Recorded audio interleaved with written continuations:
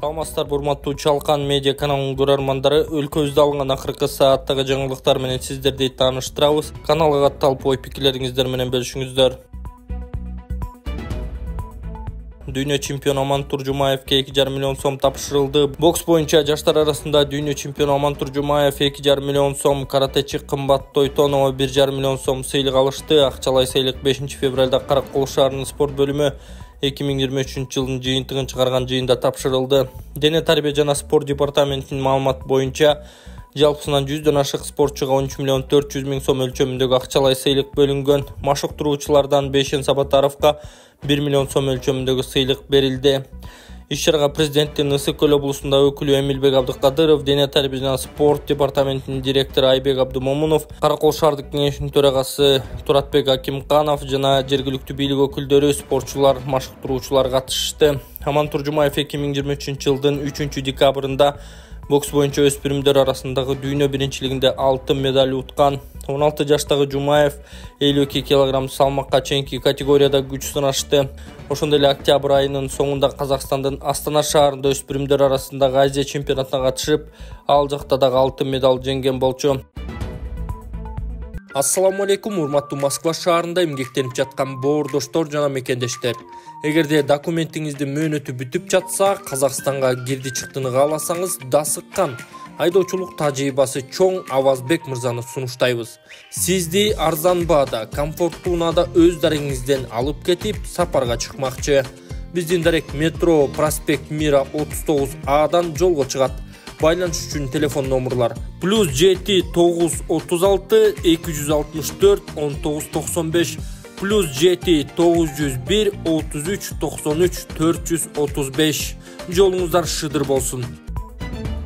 Жептеги кырсык жабыркагандарга Туркияда операция жасалды. Бишкек жебиндеги жарылууда жабыркаган кызматкерлерге Туркияда операция жасалды.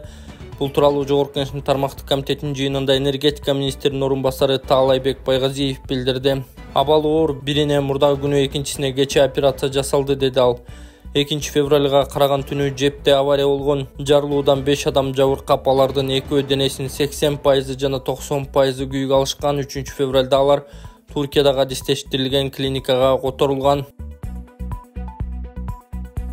Садыр Жапаров Түркмөнстандын президенти менен сүйлөшүп ыраазычылык билдирди. 6 февралда Кыргызстандын президенти Садыр Жапаров Түркмөнстандын президенти Сердар Бердимухамедов менен телефон аркылуу сүйлөшүштү. Өлкө лидерлери Кыргызстан менен Түркмөнстандын ортосундагы байланыштардын өнүгүшүнө канааттангандыгын билдирип, ошондой эле мамлекеттер ортосундагы кызматташтык ийгиликтүү улантууларына ишенимин билдиришти.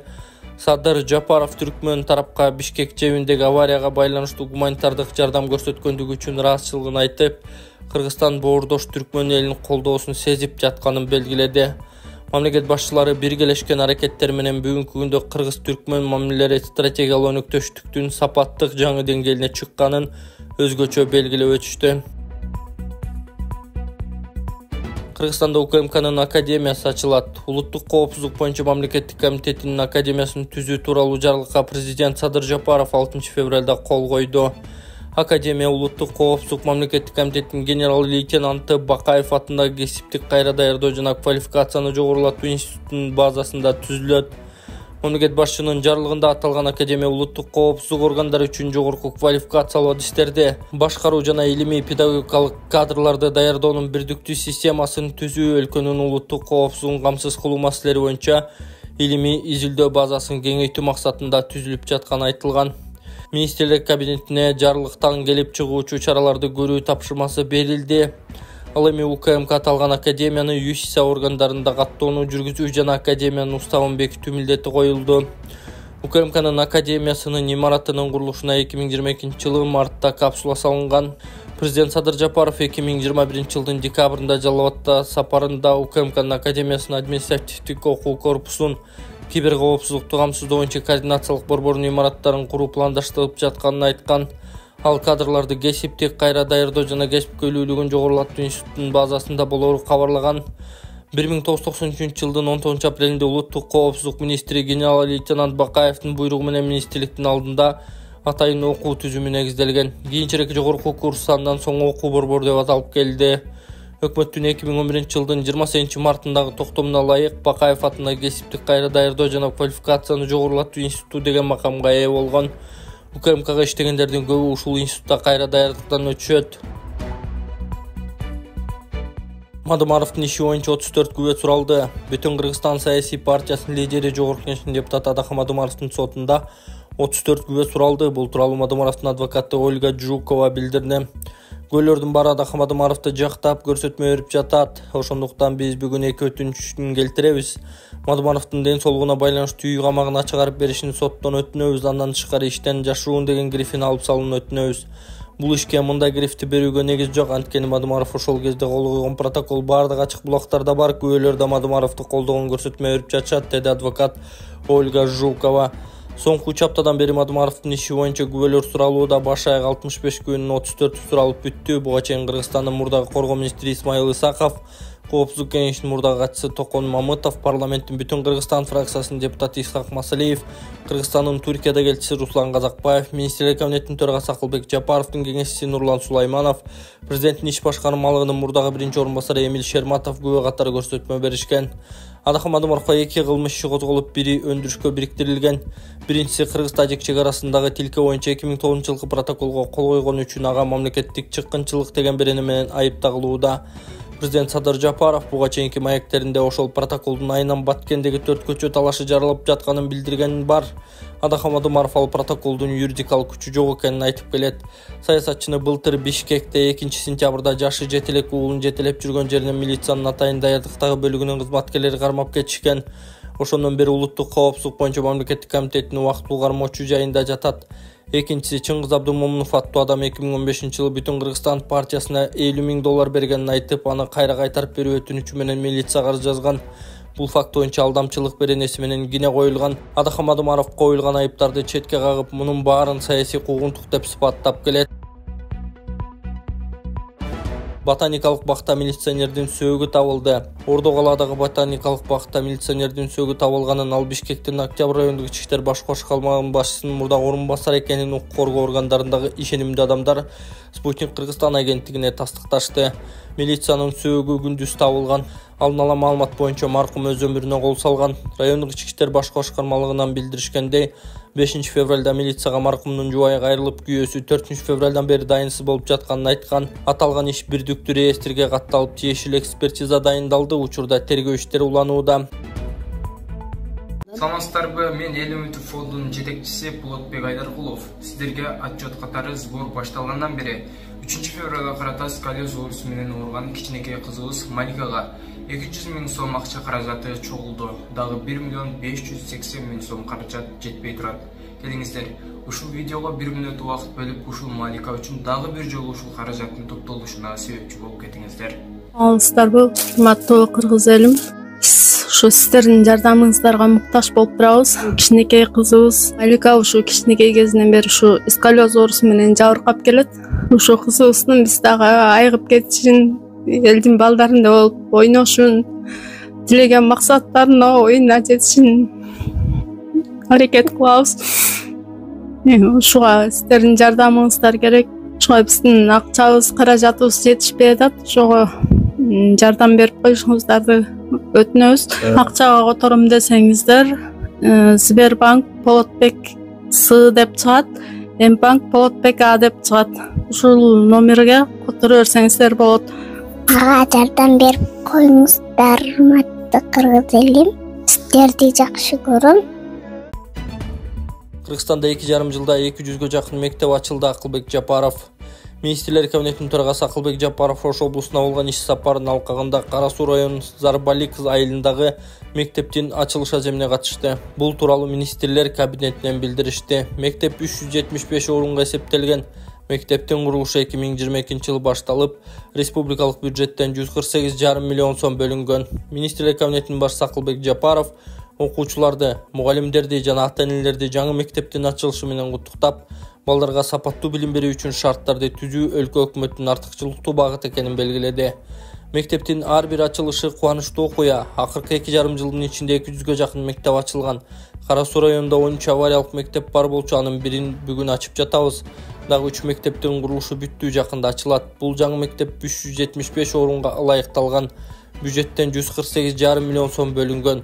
Компьютерлери жетишсиз болгон мектептердин 2% арасында Зарбалык айылындагы мектеп бар. Бүгүнкү күндө бул маселе да чечилип, мектепте 25 компьютер, интерактивдүү доска, заманбап воркаут аянтчасы, актовый зал бар.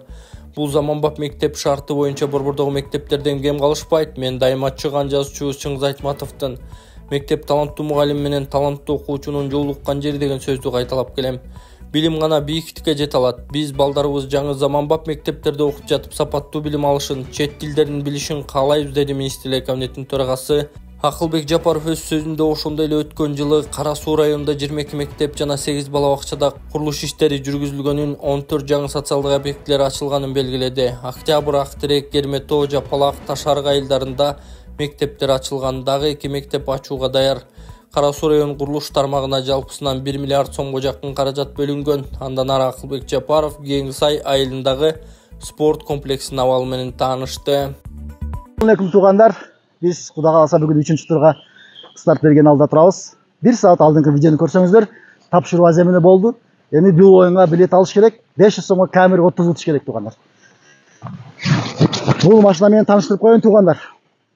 Российский номер экен дебеңиздер. Бирок өзүбүз айдаганга алганбыз. Чисто четкий машина туугандар. Таза машина. 500 сомго утасыздар. 2006 жылкы. Объему 1.5те. Таза машина. 500 сомго билет алып утсаңыздар болот туугандар. Ушул көрүп турасыздар, кызыл цветте четкий машина. Кийинки машинабыз Nexia 2 дегендер үчүн Nexia 2 койдук туугандар.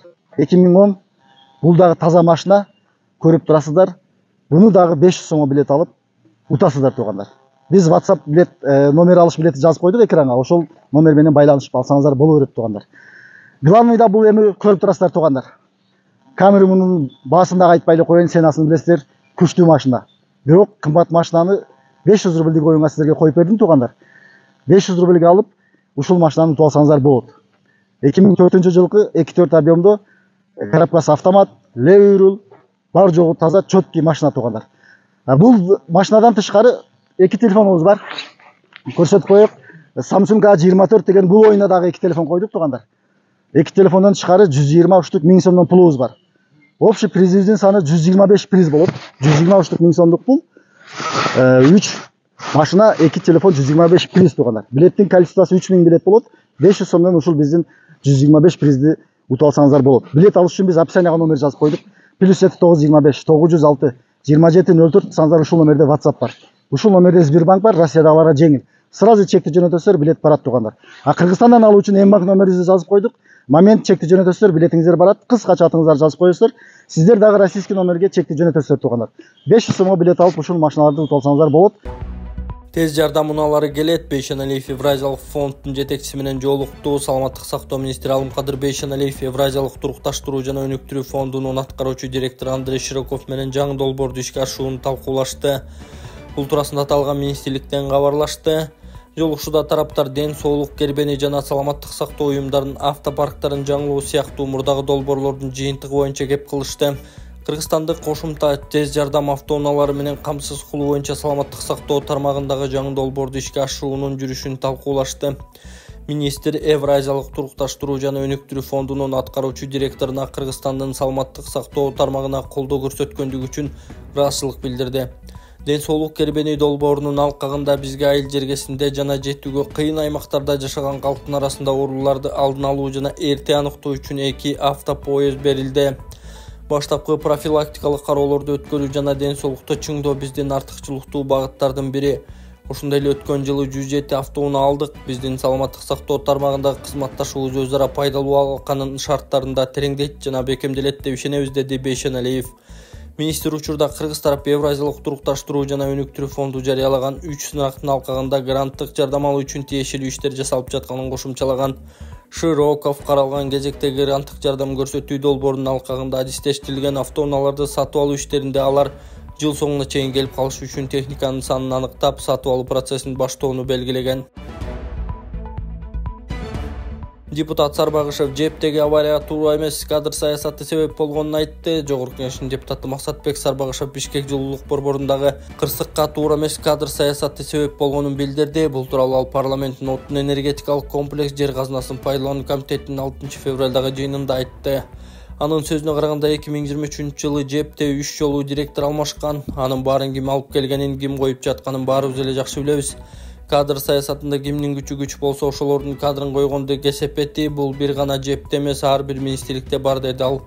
Быйыл 10 январда жептин директору алмашып, Улан Сапаровдун ордуна Алпбек Садыров дайындалган.